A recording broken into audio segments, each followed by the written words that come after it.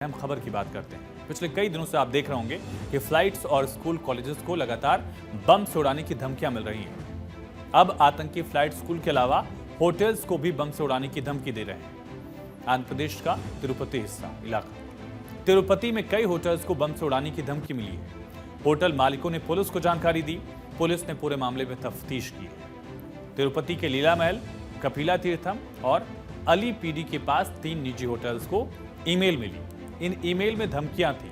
Email में कथित तौर पर ड्रग माफिया जाफर सादिक का भी नाम लिया गया है। धमकी भरी ईमेल आने के बाद पुलिस मामले में जांच पड़ताल करती रही।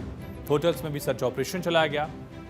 होटल का चप्पा चप्पा कोना कोना छाना गया। पुलिसकर्मियों और खोजी कुत्तों ने होटल्स में गहन तलाशी ली।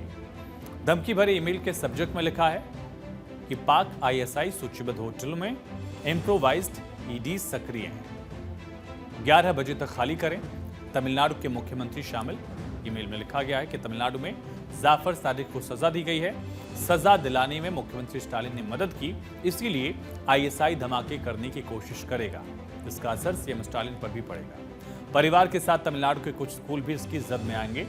जाफर सादिक की गिरफ्तारी के कारण अंतर्राष्ट्रीय दबाव बढ़ गया है। स्कूलों, होटलों में इस तरह की घटनाएं एमके स्टालिन परिवार के इस मामले में संलिप्तता से ध्यान हटाने के लिए आवश्यक है। डीएमके के पूर्व पदाधिकारी जाफर सिद्दीकी को इसी साल फरवरी में तमिलनाडु में मादक पदार्थों की तस्करी में कथित संलिप्तता के आरोप में गिरफ्तार किया गया था, लेकिन अब उनकी रिहाई चाहिए, ये ईमेल में लिखा हुआ। ईमेल 24 अक्टूबर 2024 को शाम 5:30 बजे होटल्स को भेजे गए थे। पुलिस ने जांच की। जांच में पुष्टि हुई कि धमकी एक अफवाह थी, जिसका मकसद सिर्फ दहशत फैलाना था। धमकी भरे ईमेल में ड्रग तस्करी नेटवर्क के सरगना जाफर सादिक का जिक्र है, जिसे एनसीबी और ईडी ने इसी साल गिरफ्तार किया है। कौन है ड्रग माफिया जाफर सादिक, जिसका नाम है? फरवरी 2024 में ड्रग माफिया जाफर सादिक को गिरफ्तार किया गया था। नारकोटिक्स कंट्रोल ब्यूरो यानी एनसीबी और दिल्ली पुलिस की संयुक्त टीम ने कार्रवाई करते हुए गिरफ्तार किया था।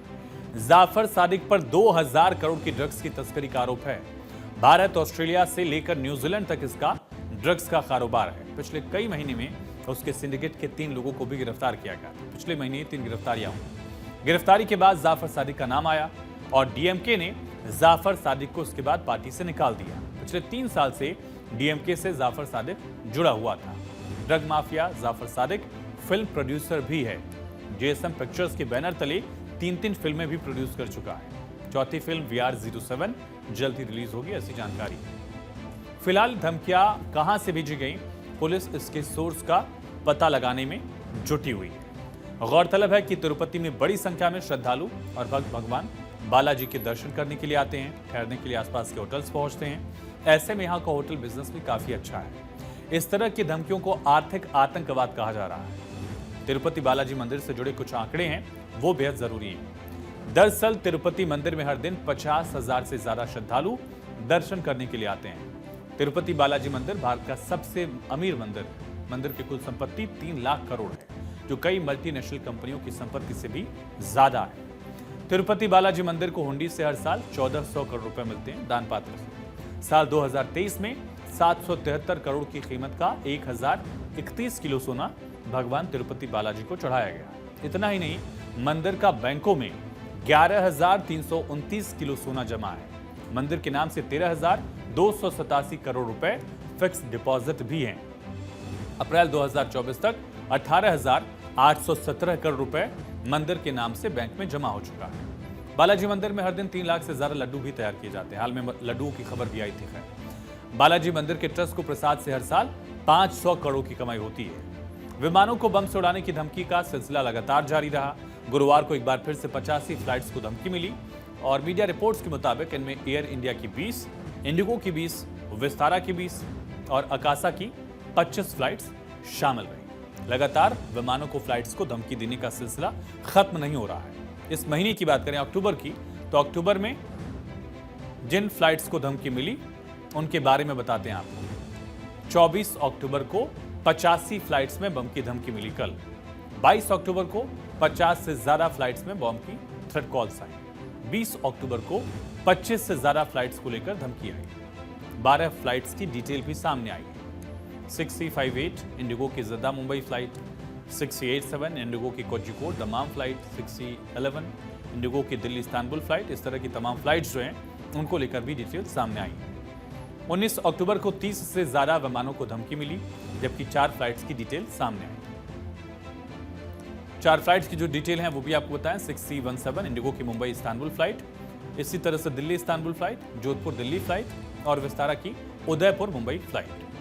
फ्लाइट्स को लगातार मिल रही धमकियों को लेकर एयरलाइन और ट्रैवल एजेंसीज का कहना है कि जिस तरह से आए दिन धमकियां मिल रही हैं, ये भी एक तरह से इकोनॉमिक टेरर यानी आर्थिक आतंकवाद है, क्योंकि फेस्टिव सीजन में जहां एयरलाइन को महंगी दरों पर हर दिन ढेर सारी नई बुकिंग मिलनी थी, उसमें कुछ स्थिरता देखी जा रही है।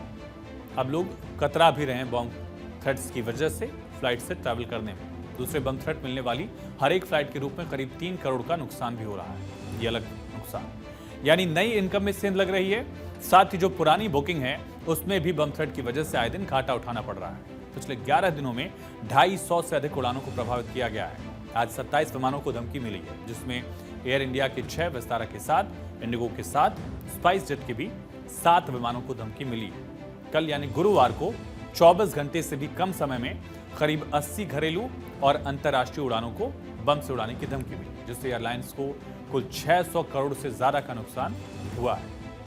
एक फर्जी धमकी से एयरलाइन कंपनी को करीब 3 करोड़ रुपए से ज्यादा का नुकसान होता है। अंतर्राष्ट्रीय उड़ान के लिए खर्च करीब 5 से 5.5 करोड़ रुपए तक हो जाता है।